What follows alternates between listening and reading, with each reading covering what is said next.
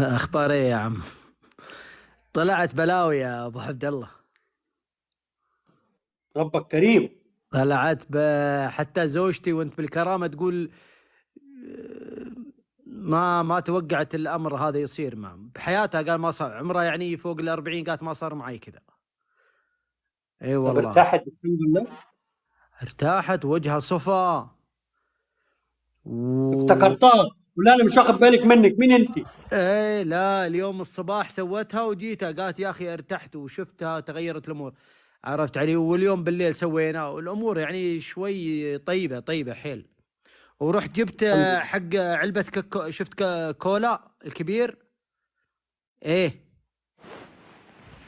ايه، جبنا حق كولا، عرفت علي؟ وسويناها الحين لما نفع معانا حق المويه الصحة. ايه ايه، هذا اقوى شوي يعني، عرفت علي؟ والامور الحين ايوه. بالسليم.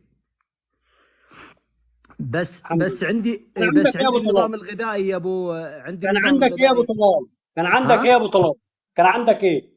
كان عندي ابو عبد الله غازات وانتفاخات وضيق، ضيق نفس يعني، وكرش.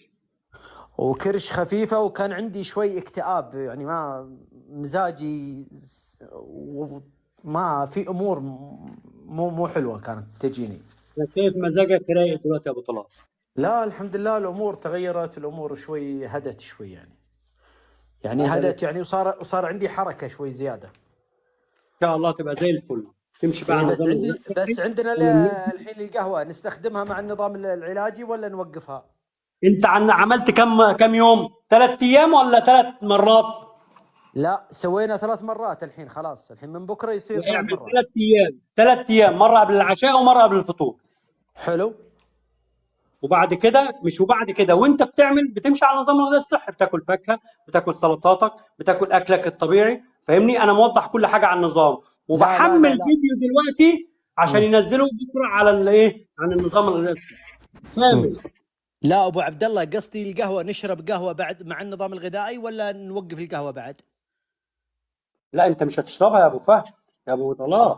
لا بعد ما اسوي تنظيف يعني، اشربها يعني في زواج في اي شيء يعني، قصدي كذا يعني، مو احطها. تشربها وتصب لي كاس معاك.